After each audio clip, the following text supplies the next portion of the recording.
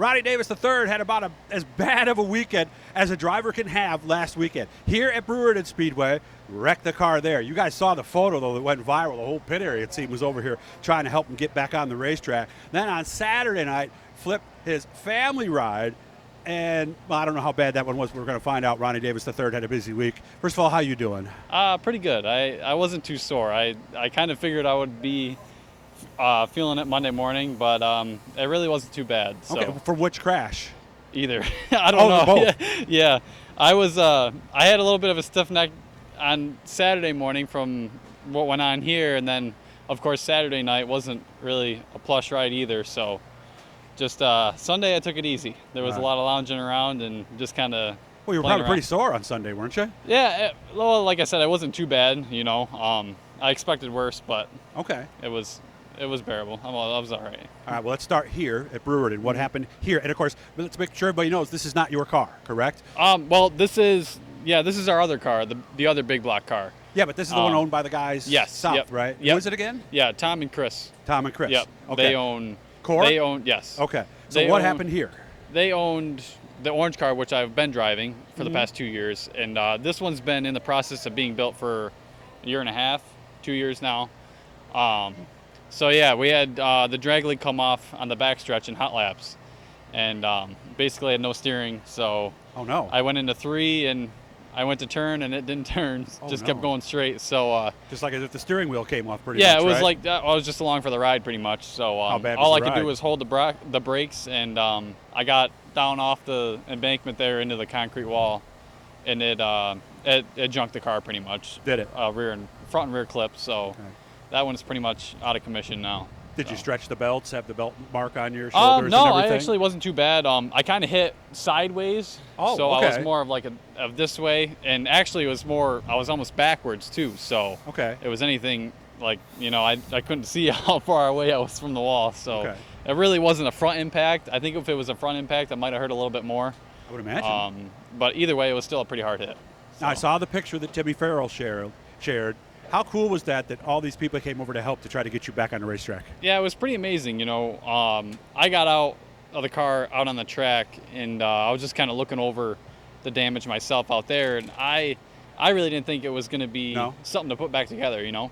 But so they towed it in, and Scott and Billy and Larry, they were the first ones over here, and Scott was all for it. You know, Larry, they had the welder, the porta power, and they were willing to get it back together. So we put it up on jacks here, and they started pushing and welding, and they got it race ready. So, you know, I can't thank them enough. You know, the whole Gypsum crew, Pat was over here. I know Timmy stopped over. There were so many drivers and crews over here, it was hard to keep track, you know, with all the chaos. So, you know, big thanks to them for getting me back on the track, because if it wasn't for them, it would have been in the trailer. Yeah. So, yeah. How was it after that? It wasn't terrible, you know. Oh, really? It was, I guess I figured it would be horrible. No, I've driven worse cars, actually. You know? Okay. So I was able to maintain out there. To set it up again, I don't know where you'd measure it from, but yeah. So did you know right away that the car was junk, or no? Yeah, basically once we got it in here, looking at the front end and especially the rear end too, it was all moved over. And it's just too much to really bother fixing, you know, at that point. So I talked to the team. They told me that this car, which is brand new, by the way, was actually supposed to be on the racetrack.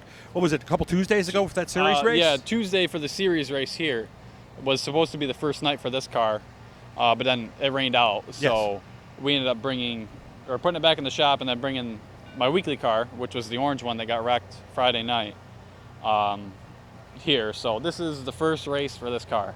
Okay, not the way we wanted to have to use it, but... No, I would have liked to have pulled it out at a different time, but, you know, that's all you can do, you know. All right, so let's flash forward to Saturday, and this is in the family-owned car now. What happened at Fulton?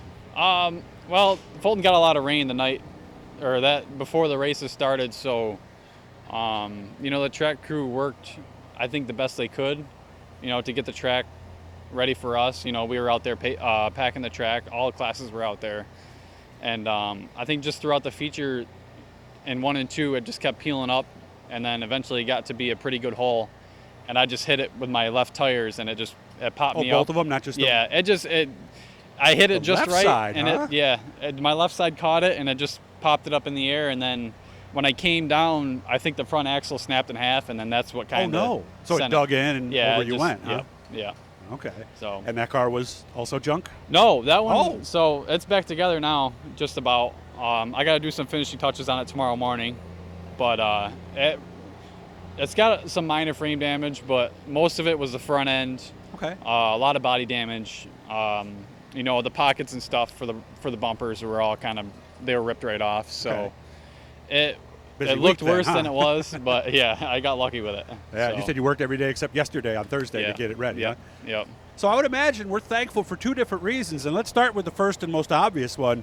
Two big crashes where we trashed one car and almost trashed another. First of all, I got to be thankful that you are okay. Yeah, especially to walk away from both of them, and then not really feel the effects too bad, Sunday and Monday. So, these cars are built pretty well.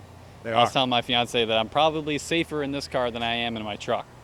Mm-hmm. I would think not even a maybe about it. Yeah, to be I quite would. honest. I'm sure that I am safer in these. Yeah, you'd be doing 40 miles in your truck, getting a crash the wrong way, and be in the hospital. If I did what I did, at Fulton with my truck, I probably wouldn't look like I did. You know? You might not even be here today. Yeah, and thankful for the second reason, because you have the core team behind you, and all your sponsors and everybody behind you on the other car. Yeah. I can't thank them enough for really sticking with me, and we were lucky to have this car, to come back and race here tonight, and just everyone who helps out in the cars. It's really hard to do it by yourself. Especially with racing nowadays, it's just. Yeah, it's getting more expensive, day by day. Literally, in this case. It is, yeah. So, just everyone who helps out, it's not really possible without them. Last question: does this affect any of your late season plans? Not really with my small block. I haven't talked with Tom and Chris yet about this stuff, but I think we still plan on going to Charlotte. Okay. At the end of the year, hopefully Dirt Week too. Very cool. There's some kind of hit and miss races with the big blocks after the season's done here at Brewerton. So I think we're just gonna discuss it and see what races we can hit and what we want to hit. Definitely Charlotte. I really look forward to going down there. So very cool. I know a lot of people who do what your wife does. Your girlfriend. Throw a quick plug real quick for her dance studio. What's that? Oh, Danceography. Yep. Danceography. Okay. Yeah, Danceography is Syracuse. And if she's hurt, you sub, right? What's that? If she's hurt, you're the substitute instructor, yeah, right? I don't know how good it'd be, but yeah, I think she's got other trained professionals for that. All right, but if it came in a pinch, yeah, I guess I could get out there and do that. Hit the Blue E guys, will subscribe you, let you know every time. Support us if you can, guys. Share. Good to see you, man. I'm glad you're okay, and I'm glad to see you here tonight, man. Yeah, thank you.